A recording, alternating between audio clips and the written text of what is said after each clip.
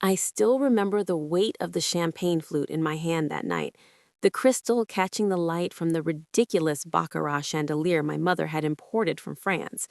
The whole scene was so perfectly them. The penthouse overlooking Boston Harbor, the catered spread from that Michelin-starred place in Back Bay, the string quartet playing something classical and forgettable in the corner. 50 years of marriage, and they were celebrating like royalty holding court. I should have known something was coming. My parents, Richard and Victoria Ashford, never did anything without an agenda. My daughter, Emma, sat beside me on the ivory silk sofa, her fingers nervously picking at the hem of her dress.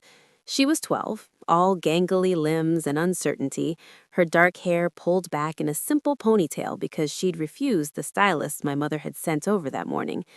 "I don't need someone to do my hair, Mom," she'd said, and I'd backed her up even though I knew Victoria would have opinions. My mother always had opinions, especially about Emma. Across the room, my sister Jennifer held court with her daughter, Madison, who was also 12 but might as well have been from a different planet. Madison stood there in her designer dress, her highlights perfect, talking to my parents' friends about her latest piano recital, her placement in the advanced math program, her goddamn charity work at the animal shelter, and everyone ate it up. My Aunt Carol, my Uncle James, the Hendersons from their country club, the Bishops who owned half the real estate in Beacon Hill, they all gathered around Madison like she was the second coming. "Emma, sweetheart, why don't you go talk to Madison?" my mother suggested, appearing beside us with that smile she reserved for when she was about to say something cutting. "I'm sure she'd love to tell you about her summer program at MIT. Isn't that right, Victoria?" She was talking to herself. She did that sometimes, referring to her own judgment as if it needed no confirmation. "I'm good here, Grandma," Emma said quietly, and I felt her shrink a little closer to me. My mother's smile tightened. "Well, you should really be more social, dear. Madison is never shy about sharing her accomplishments. It's important for young ladies to be confident." There it was, the comparison. It was always there, hovering in every family gathering like smoke you couldn't quite clear from the room. Madison, the golden child. Emma, the disappointing one. Never mind that Emma had her own strengths, her art, her empathy, her ability to read people in a way that sometimes scared me with its accuracy. None of that mattered to my parents because it didn't come with trophies or test scores they could brag about at the yacht club. My husband, Marcus, squeezed my shoulder from where he stood behind the sofa. He knew. God, he knew how much I hated these gatherings. But his consulting firm had a major deal closing, and he'd missed the last 3 family events. I'd promised him this would be fine, that I could handle 4 hours of my mother's passive-aggressive bullshit and my father's dismissive glances at our daughter. I'd been lying to both of us. "Emma's doing great in her art classes," I offered, keeping my voice level. "Her teacher said she has a real eye for composition." "Art," my father said from across the room, somehow hearing us despite the quartet and the chatter. "Very nice, Claire, very nice. Madison, tell everyone about your science fair project." And just like that, Emma was erased from the conversation. I felt her hand find mine, her grip tight. Jennifer glided over, her Louboutins clicking on the "So, Claire," my Uncle James called down the table, "I heard the Peterson Foundation might be cutting funding. How's your little non-profit holding up?" Little non-profit. Like the work we did providing legal services to low-income families was some kind of hobby. "We're managing," I said. "We're actually expanding our services next quarter." "That's ambitious," he said, in a tone that suggested it was anything but. Must be tough, though, working those kinds of hours with a family to take care of. Marcus jumped in before I could respond. "Claire's amazing at balancing everything. The foundation just won a major grant, actually." "How nice," my mother said, but her attention was already back on Madison. "Darling, tell your grandfather about the college counselor you've been working with. It's never too early to start thinking about your future." She was 12 years old, and they already had her mapped out. Prep school, Ivy League, probably a predetermined major in something practical and impressive. Emma caught my eye from down the table, and I could see the hurt there, the questions she'd never quite stop asking. Why don't they like me? After dinner, my father stood up and tapped his glass. The room fell silent except for the soft clink of silverware being set down. Victoria rose beside him, her hand on his arm, the two of them backlit by the city lights like they were posing for a portrait. "We want to thank everyone for being here tonight," my father began. "50 years ago, I married the most remarkable woman I've ever known, and together we built not just a marriage, but a legacy." Here we go, I thought. The legacy speech. I'd heard versions of it my whole life. The Ashford name, the Ashford reputation, the Ashford standards that we were all supposed to live up to. Standards that, somehow, I'd never quite managed to meet, despite my law degree from Georgetown, my career, my marriage to a successful consultant. None of it had ever been enough. "We've been blessed with family," my mother took over, her voice carrying that patrician accent she'd cultivated over decades of country club lunches. "With children and grandchildren who will carry on the Ashford name. And tonight, we want to talk about the future of this family." I felt Emma tense beside me. Marcus's hand found my knee under the table. "Richard and I have been doing a lot of thinking about our estate, about how to ensure that the values we hold dear, excellence, achievement, the pursuit of greatness, continue to define this family long after we're gone." My stomach dropped. I knew that tone. I'd heard it before, usually right before my mother announced some new way she'd found to remind me I was the disappointing daughter. "That's why we've decided to make some changes to our will," my father said. "This house, which has been in the Ashford family for 3 generations, will pass to Jennifer and her family, and the family trust, which currently holds approximately $280,000, will be established for Madison's education and future." The room erupted in applause. Jennifer looked appropriately surprised, though I'd bet my last dollar she'd known this was coming. Madison beamed, already thanking them graciously. My mother was dabbing at her eyes with a linen napkin. Everyone was so goddamn happy. Everyone except the 12-year-old girl sitting beside me, whose whole world had just been reduced to a simple equation. You're not good enough, you've never been good enough, and you never will be. I felt Emma's hand slip out of mine.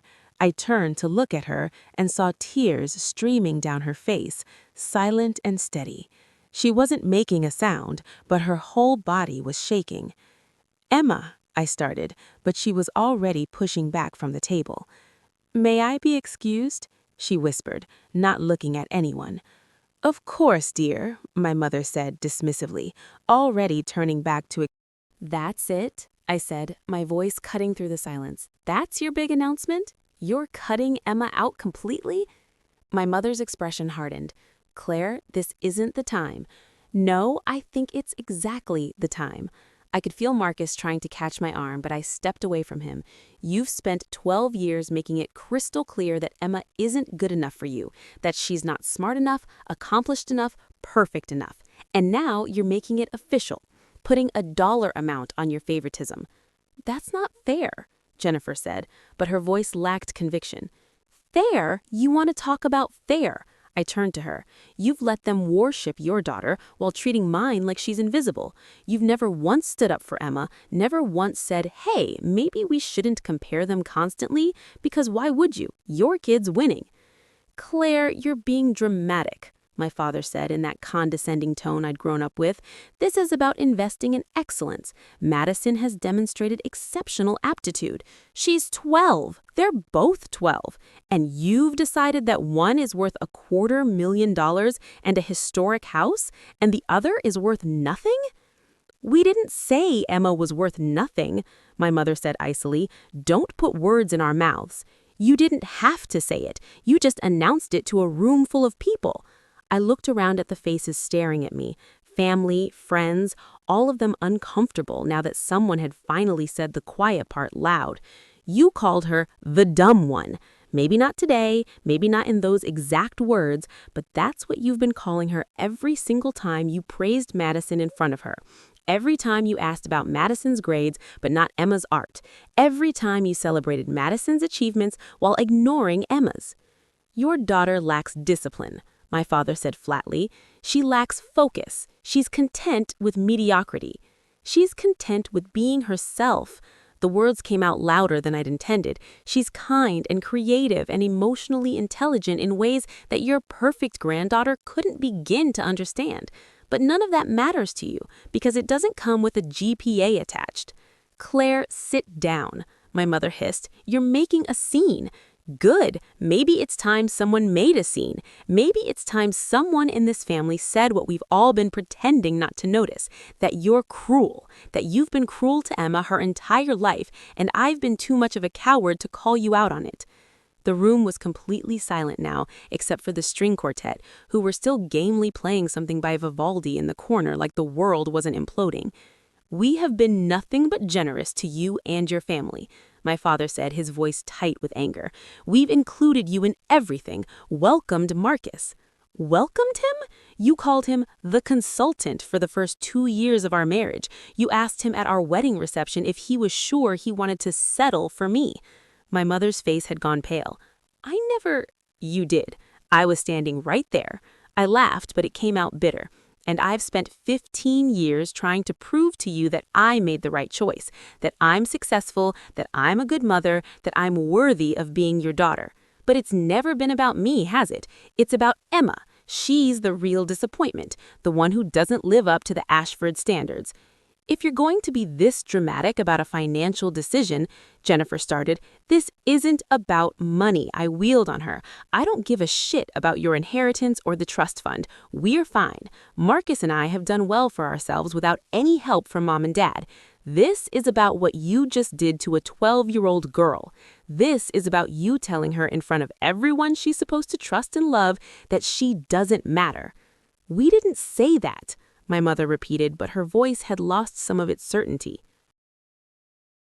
Then what did you say? Explain it to me.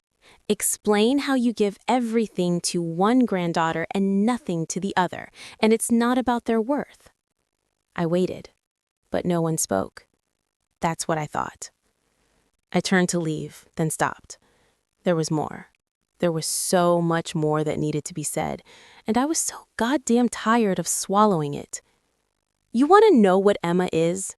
I said, turning back to face them. Emma is brave.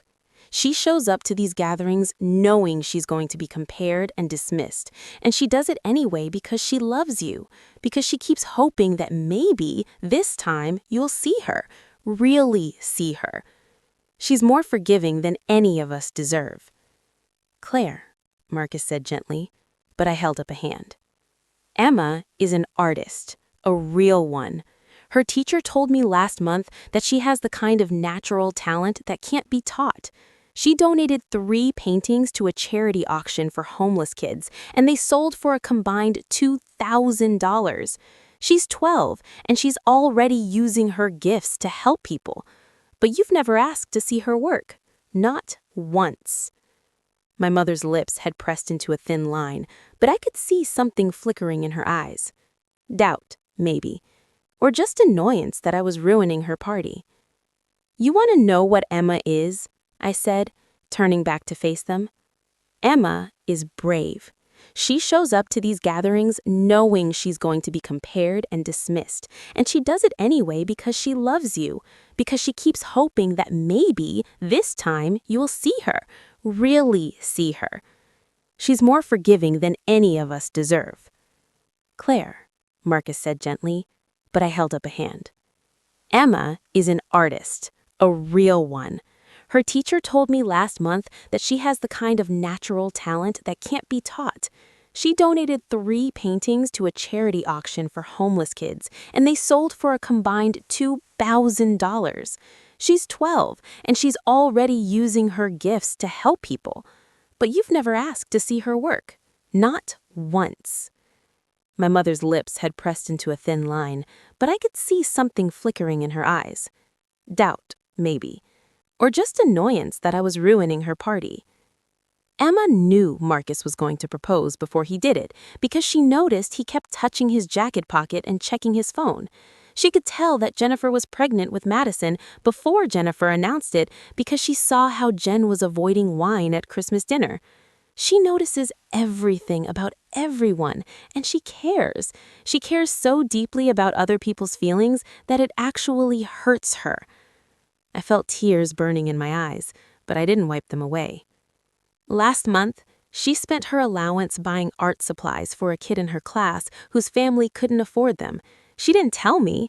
I found out from the kid's mom. That's who Emma is. She's someone who sees suffering and tries to fix it. And you think she's dumb because she got a B in algebra? This is absurd, my father said, but he wouldn't meet my eyes. What's absurd is that you're throwing away a relationship with an incredible kid because she doesn't fit your narrow definition of success. What's absurd is that you've made her feel worthless her entire life for the crime of being herself. I grabbed my purse from the back of my chair. And what's really absurd is that I've let you do it, that I've brought her here again and again hoping you'd change, hoping you'd wake up and realize what you're missing. Where are you going? My mother demanded. I'm going to find my daughter and tell her what I should have told her years ago, that she's perfect exactly as she is, and anyone who can't see that isn't worth our time. I looked at Marcus, who was already standing. We're done here. If you walk out that door, my father started, you'll, what, cut me out of the will too? I laughed. Go ahead. I'm sure Jennifer would love the extra inheritance, but let me be clear about something. Emma and I don't need your money, we don't need your approval, and we sure as hell don't need your toxic judgment. I started walking toward the door, then paused. Oh, and one more thing. Emma's not dumb, but you know who is? Anyone who mistakes compliance for intelligence. Really? She looked so young in that moment, so vulnerable. Really, I promise. I stood up and held out my hand. Come on, let's go home and order pizza and watch bad movies and forget this whole night ever happened. She took my hand and we walked out into the Boston night. The air was cold and sharp, smelling like salt from the harbor and car exhaust and 100 other city scents. Behind us, the penthouse windows glowed warm and golden, the party probably continuing without us, everyone returning to their champagne and their congratulations and their comfortable illusions. We didn't look back. The next few days were strange. My phone blew up with texts from Jennifer, from my Aunt Carol, from family friends who'd been at the party. Most of them were some version of, that was inappropriate, or you embarrassed your parents, or family disputes should be private. I deleted them without responding. My mother called once. I let it go to voicemail. Her message was brief and cold. When you're ready to apologize for your behavior, we can discuss this like adults. I wasn't going to apologize. Not for defending my daughter, not for finally saying what needed to be said. Marcus found me on the couch 2 nights after the party, scrolling mindlessly through my phone. You okay? He asked, settling beside me. I don't know, I admitted. I keep thinking about Emma, about all the times I should have stood up to them before, all the little moments where they chipped away at her confidence and I just let it happen. You stood up to them when it mattered, he said gently. You can't change the past, but you changed the future. Emma won't have to sit through any more of those dinners. She won't have to wonder why she's not good enough. She shouldn't have ever had to wonder. We'll be at the Cape House for the next month. You know how to reach us. Dad. I read it 3 times, feeling something shift inside me with each pass. The expectations, the conditions, the complete absence of any acknowledgement that they might have hurt Emma, that they might have been wrong. I drafted a dozen responses in my head, each one angrier than the last. But in the end, I wrote something simple. Dad, I'm sorry you feel hurt by what I said, but I'm not sorry for saying it. Emma deserved to have someone defend her, and I should have done it years ago. You're right that she's welcome at family functions, but only if those functions include treating her with the same love and respect you show Madison. Unless and until that changes, we won't be attending. I hope you enjoy the Cape House. I hope you think about Emma while you're there, and about what you've lost by choosing favoritism over love. Claire. I didn't expect a response, and I didn't get one. Months passed. Spring arrived in Boston with its usual temperamental mix of rain and sudden warmth. Emma threw herself into preparing her portfolio for RISD, painting and sketching and experimenting with different media.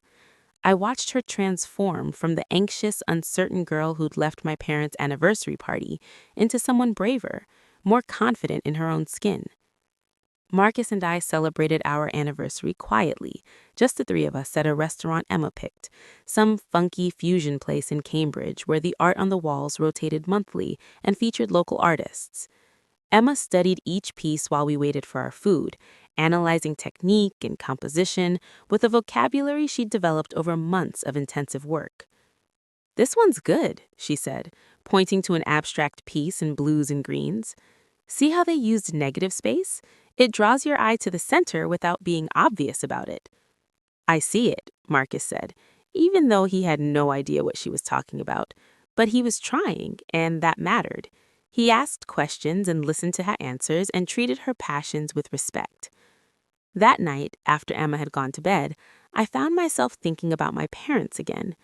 I wondered if they ever thought about that night, about what they'd said and done. I wondered if they felt any regret at all, or if they'd simply written it off as me being dramatic, Emma being difficult, the whole thing being an overreaction. I wondered, but I didn't reach out, and neither did they. Emma got into the RISD summer program. The acceptance letter came in late April, and she screamed so loud when she opened it that Marcus and I came running from different parts of the house. We celebrated with ice cream and an impromptu dance party in the living room, all three of us laughing and ridiculous and happy. I thought about calling my mother to tell her. She would have cared about Madison getting into some prestigious program, but I didn't. This victory was Emma's, and I wasn't going to let my parents diminish it with their particular brand of conditional praise, or, more likely, complete indifference. Instead, I posted a picture on social media. Emma holding her acceptance letter, grinning so wide her whole face was joy. The caption was simple. "So proud of this incredibly talented young woman. Big things ahead." Jennifer called an hour later. "I saw your post. RISD. That's really impressive." "Emma worked really hard for it," I said carefully. "I'm sure." There was a pause. "Look, Claire, I've been thinking about what you said at the anniversary party." I waited. "You were right, about some of it anyway. Mom and Dad do compare the girls. They always have, and I let them, because it was easier, because Madison was getting the praise, so why rock the boat?" "Jen, no, let me finish. I see it now, how they treat Emma differently, and it's not okay. It never was okay." She sighed. "Madison asked me last week why Emma stopped coming to family things, and I didn't know what to say because the truth is too ugly to tell a 12-year-old. "What is the truth?" I asked. "That our parents are assholes who value achievement over kindness, that they've been grading their granddaughters like they're investments instead of children, that I've been complicit in it because I liked being the favorite for once." I felt something loosen in my chest. Not forgiveness exactly, but maybe the beginning of it.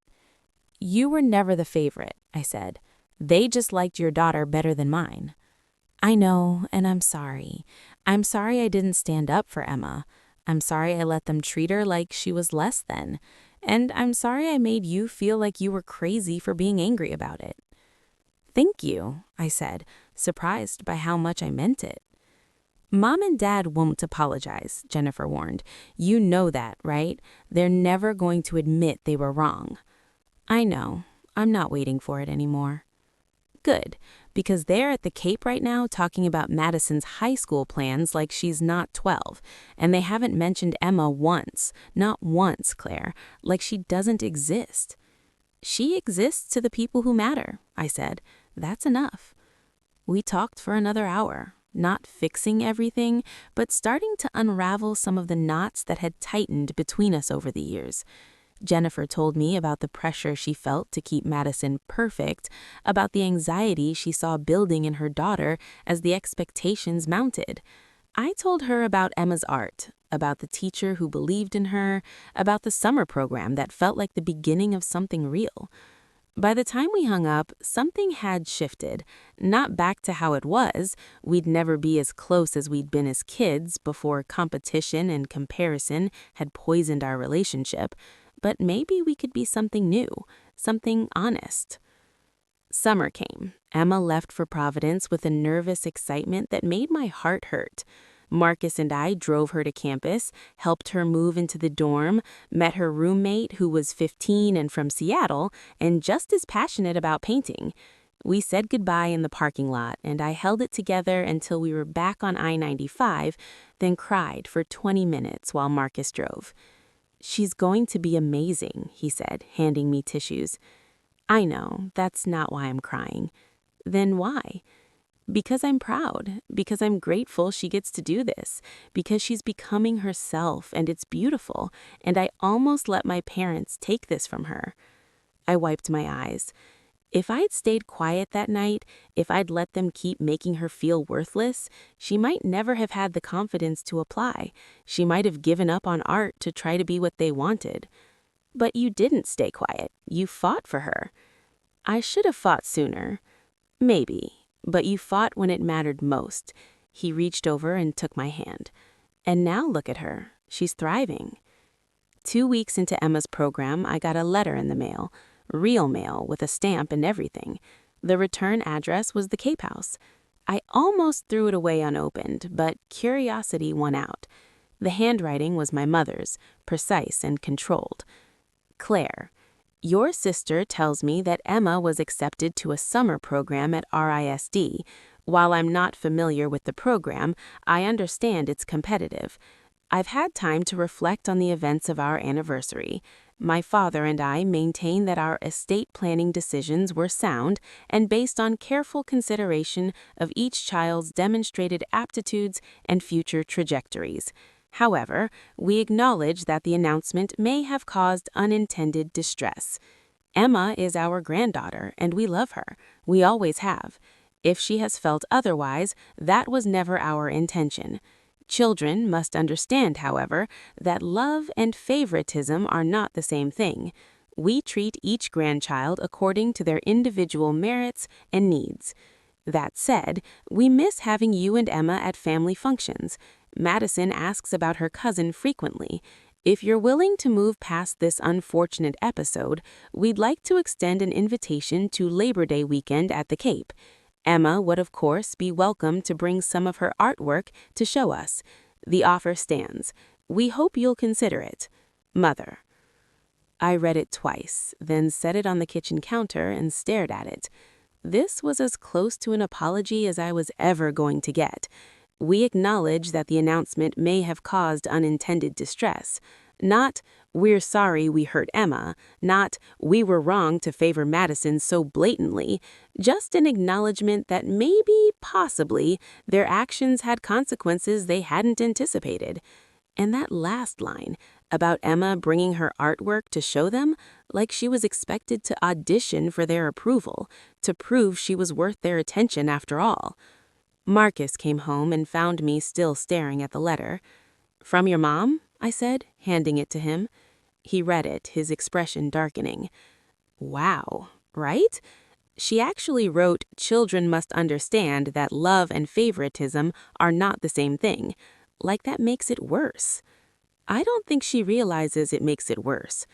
So what are you going to do? I thought about it. About Emma at RISD, painting in a studio surrounded by other kids who got it, who saw the world the way she did. About the confidence I'd seen building in her over the past months. About the girl she was becoming, free from the constant weight of my parents' judgment. "I'm going to send a response," I said, "but not the one she's expecting." I sat down and wrote, "Mother, thank you for your letter.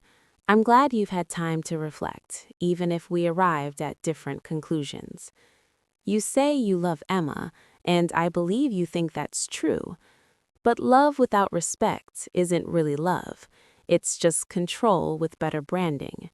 You've spent 12 years telling Emma, through 1,000 small actions and comments, that she's not good enough, that she needs to change who she is to earn your approval. I won't subject her to that anymore. Not for Labor Day weekend, not for any holiday, not for any amount of family harmony. She deserves better than to constantly audition for your affection. If you'd like to have a real relationship with Emma, one where you appreciate her for who she is, not who you wish she'd be, then I'm open to that conversation.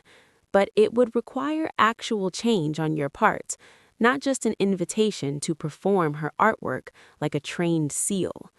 Until then, we'll be spending our holidays with people who already know Emma's worth. Claire. I sent it before I could second-guess myself. The response came 2 days later, just one line. "We're disappointed by your decision." I deleted the email and didn't respond. There was nothing left to say. Emma came home from RISD transformed. Taller somehow, though I knew that was impossible in just 6 weeks.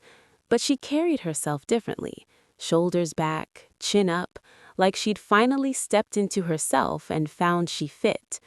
She showed us her portfolio from the summer, painting after painting that took my breath away. Abstract pieces full of color and emotion, portraits that seemed to see through to the soul of the subject, landscapes that felt like memory and dream combined. "This one's my favorite," she said, pulling out a canvas I hadn't seen yet. It was a figure, a girl maybe, though abstracted enough that it could have been anyone. She was painted in shades of gray and black, hunched and small, but around her, bursting from her, were explosions of color, reds and golds and brilliant blues, like she was containing a supernova. "Tell me about it," I said. "It's called Emergence," Emma said. "It's about becoming who you actually are instead of who people expect you to be, about breaking out of the box." I felt tears prickling my eyes. "It's beautiful, baby." "It sold, actually, at the student exhibition. Some gallery owner from Boston bought it." "Emma!" Marcus grabbed her in a hug. "That's incredible." Yeah, she was trying to play it cool, but I could see the pride shining through. "Mrs. Chen thinks I should start building a real portfolio, like for college applications eventually. She says I could get scholarships to art schools." "Of course you could. You're phenomenally talented." "Thanks, Mom." She hesitated. "Grandma sent me an email while I was at RISD. She wanted to know about the program." My chest tightened. "What did you say?" I didn't respond. I wasn't sure what to say. She looked at me, uncertain. "Are you mad?" "Mad? No, honey, never. What you do with your relationship with your grandparents is your choice." "I don't think I want one. A relationship with them, I mean. Not if it's like it was before." She sat down on the couch, pulling her knees up. "Everyone at RISD was so different. Some kids were amazing at realism, some did sculpture, some were into digital art, and nobody compared us. Nobody said one style was better than another. We were just allowed to be good at our own things." "That's how it should be," I said. "Yeah, and I realized that's how you and Dad have always treated me, like my thing was just as valid as anyone else's thing. But Grandma and Grandpa," they trailed off. "They couldn't see past their own narrow definition of success." I finished. "Right, and I don't want to spend my life trying to fit into that definition. I'd rather be good at what I'm good at, even if they don't think it's important." She looked at me. "Is that okay?" "It's more than okay. It's exactly right." That night, after Emma had gone to bed, I found Marcus on the back deck. It was late August, that perfect moment when summer starts hinting at fall, the air just cool enough to need a sweater. "Penny for your thoughts?" he asked, pulling me down beside him. "I was just thinking about that night, at my parents' anniversary. about how scared I was to finally say something, how sure I was that it would destroy everything. Did it? It destroyed the illusion, I said, the fantasy that if I just tried hard enough, was patient enough, kept showing up, they'd eventually see Emma for who she is.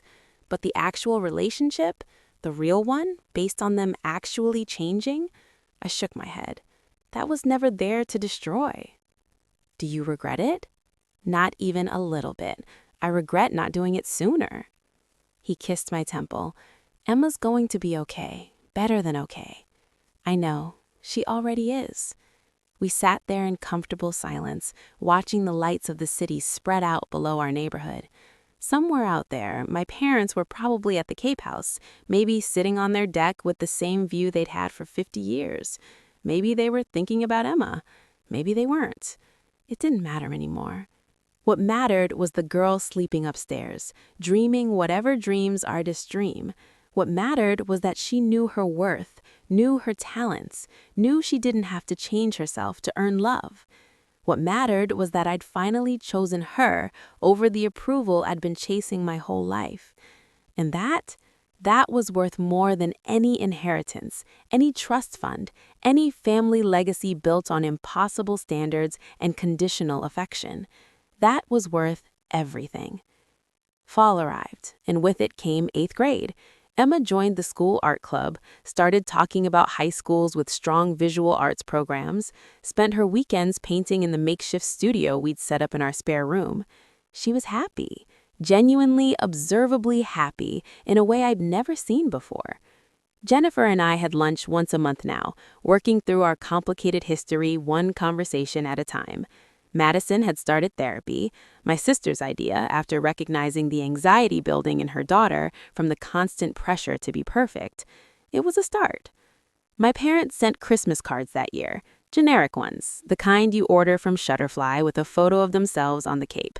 No personal note, no mention of the summer, no acknowledgement that anything had changed. Just their perfect smiles and warmest wishes from the Ashfords. I put it in the recycling and didn't think about it again. On New Year's Eve, Emma was invited to her first real gallery showing, a group exhibition of young artists that her teacher had helped organize. Marcus and I watched her stand beside Emergence, talking to people who stopped to look, explaining her process and inspiration with a confidence that made my heart swell. An older woman approached her, studied the painting for a long time, then asked Emma a question I couldn't quite hear. Whatever Emma answered made the woman smile and nod, and they talked for several minutes before the woman moved on. "What did she ask you?" I asked later after the opening had wound down. "She wanted to know if I had more work. She runs a gallery in Providence, and she's looking for artists for a youth showcase next spring." Emma was trying not to look too excited. "She gave me her card. She said to email her my portfolio." "Emma, that's amazing." "I know. Mrs. Chen says it's a huge opportunity, really selective." She paused. "Should I tell Grandma and Grandpa? Would they care?" I thought about it, about my mother's letter, about the conditions and expectations that came with every interaction, about the costs of chasing their approval versus the freedom of letting it go. That's up to you, honey. But I want you to think about something first. Are you wanting to tell them because you think they'll be proud, or because you're hoping it'll finally see you differently? She considered that. The second one, I guess. Then maybe save your energy for people who already see you. I squeezed her shoulder. Because there are a lot of us, and we're already incredibly proud.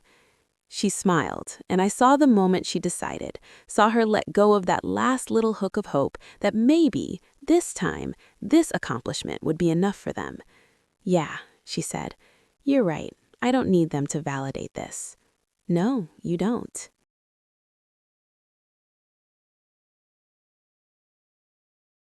And she didn't tell them, didn't send the announcement when the Providence Gallery confirmed her spot in the showcase, didn't mention it when my mother sent a birthday card in February with a check for $50 and a note saying they hoped she was doing well in school.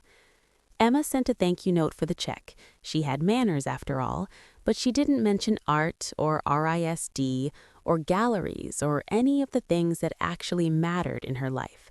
She kept those things for herself, for us, for the people who'd earned the right to celebrate them. The showcase was beautiful. Emma had 3 pieces in it, all of them sold before the night was over. A couple from Newton bought emergence for their daughter who was starting art school in the fall. They told Emma that her painting gave them hope that their daughter would find her way, would become who she was meant to be, despite the world's expectations. I watched Emma glow under their praise, and I thought about my parents missing this, missing her, missing the extraordinary person she was becoming because they were too rigid to see past their own definitions of worth. Their loss, I thought, their loss entirely. On the drive home, Emma was quiet in the back seat, staring out the window at the passing lights. "You okay?" I asked. "Yeah, just thinking." About how different things could have been if you hadn't said anything that night at Grandma and Grandpa's anniversary, if we just kept going to family stuff and pretending everything was fine. "Would you want that?" I asked carefully. "The version where we didn't rock the boat?" She shook her head. "No, because then I'd still be trying to be someone I'm not, still thinking I was the problem because I couldn't be like Madison." She met my eyes in the rearview mirror. "Thank you for choosing me, for standing up even though it was hard." "Oh, baby, that wasn't a choice. That was just finally doing what I should have done all along. Still, thank you." Marcus reached back and squeezed her hand. "We're proud of you, Emma, not because you sold paintings tonight, though that's incredible, but because of who you are, the kind, brave, talented person you've become. That's what matters." "I know," she said. And the beautiful thing was, I could tell she really did know. She'd stopped looking for validation from people who couldn't give it and started believing the people who could. That was the real victory. Not the fight I'd picked at my parents' anniversary, not the boundaries I'd set afterward, but this, Emma at 13 understanding her worth independent of anyone else's judgment. The last time I saw my parents was accidental. Marcus and I were having dinner at a restaurant in the seaport, and they walked in with Jennifer and her family. The hostess seated them across the room, and for a moment our eyes met. My mother's expression was carefully neutral. My father looked away first. They didn't come over, didn't wave, didn't acknowledge us beyond that brief moment of eye contact. Madison saw Emma, though, and her face lit up. She said something to my sister, who nodded, and Madison navigated through the tables to our booth. "Emma, hi." She slid in beside her cousin. "I haven't seen you in forever. How have you been?" "Good," Emma said, and I could hear the warmth in her voice. Whatever complicated feelings existed between us and my parents, she didn't hold them against her cousin. "How about you?" They talked for a few minutes, school, friends, the normal things teenage girls discuss. Then Madison said, "I saw on Instagram about your gallery thing. That's so cool. I wish I could draw like you." "Thanks. I wish I could do debate like you." "Yeah, but debate's so stressful, like all the time. Mom and Grandma are always asking about it, like every tournament is the most important thing ever." She lowered her voice. "Sometimes I feel like I can't breathe, you know?" Emma glanced at me, then back at Madison. "Yeah, I know. Or I used to, anyway." "How did you make it stop?" "I stopped caring what other people thought I should be, started just being what I actually am." I shrugged. It helped that my mom backed me up. Madison looked over at me, then at Jennifer across the room. "That must be nice." My sister came over then, apologetic and slightly flustered. "Sorry, Madison, we should let them eat. Come on." But before she left, Jennifer caught my eye and mouthed, "Can we talk later?" I nodded. She called that night after her kids were in bed. "Madison has been asking questions," she said without preamble, "about why Emma stopped coming to family things, about what happened at the anniversary.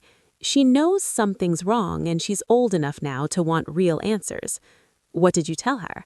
"The truth, or part of it anyway, that there was a disagreement about how the family was treating Emma, that you and Emma needed space." She paused. She asked if it was because Grandma and Grandpa like her better than Emma. "What did you say?" I said yes, because it's true and she deserves to know. Jennifer sighed. She cried, said she never asked them to favor her. never wanted Emma to feel bad. And she's right, none of this is Madison's fault. She's just a kid who happened to fit Mom and Dad's mold. I never blamed Madison, I said. This was never about her. I know, but she's starting to see it now.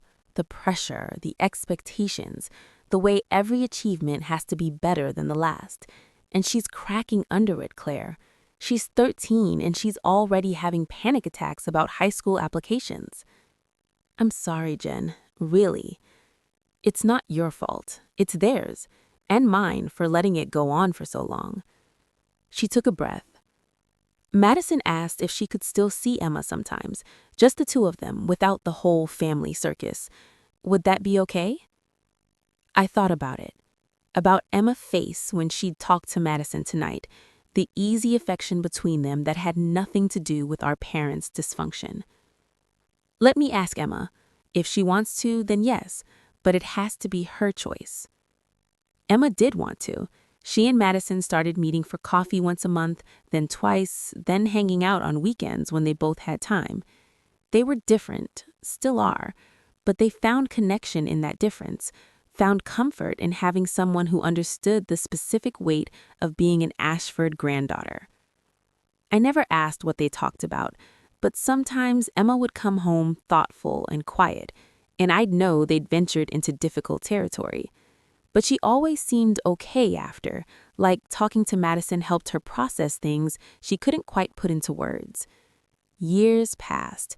Emma went to high school, built her portfolio, applied to art schools. She got into her top choice, a prestigious program with a full scholarship. My parents sent a card congratulating her on her academic achievement, which made her laugh because they clearly didn't understand that art school wasn't about academics in the way they meant. Madison went to therapy, started pushing back against the pressure, chose a college based on what she wanted rather than what would most impress our parents. Jennifer joined her in therapy after a while, working through her own issues with perfectionism and approval seeking. My parents stayed the same, rigid, judgmental, certain of their righteousness. We saw them occasionally, at weddings or funerals, the unavoidable family events where absence would be more dramatic than presence. We were polite, civil.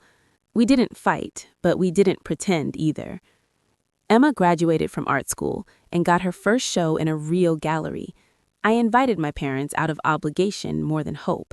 They didn't come. Sent flowers instead, with a card that said, "Best wishes on your endeavor." Your endeavor, like her art was a hobby she'd pursued instead of a calling she'd answered. Emma laughed when she read it. Still don't get it, do they? No, I said. They never will. That's okay. I don't need them to. And she didn't.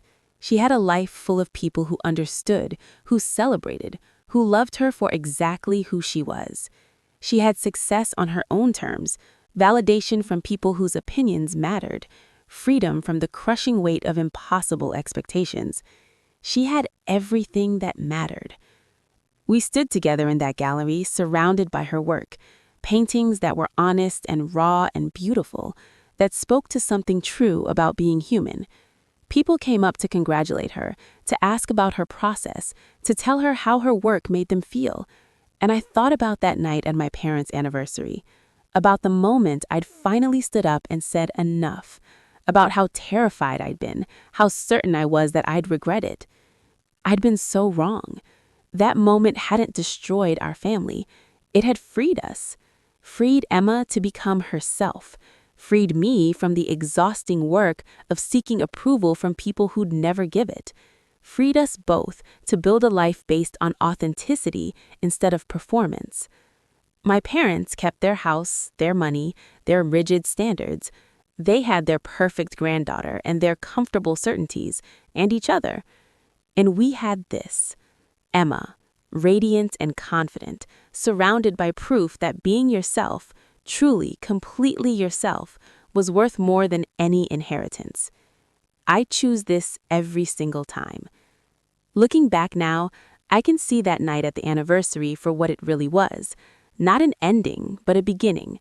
The moment I stopped being my parents' daughter and started being Emma's mother, fully and without reservation.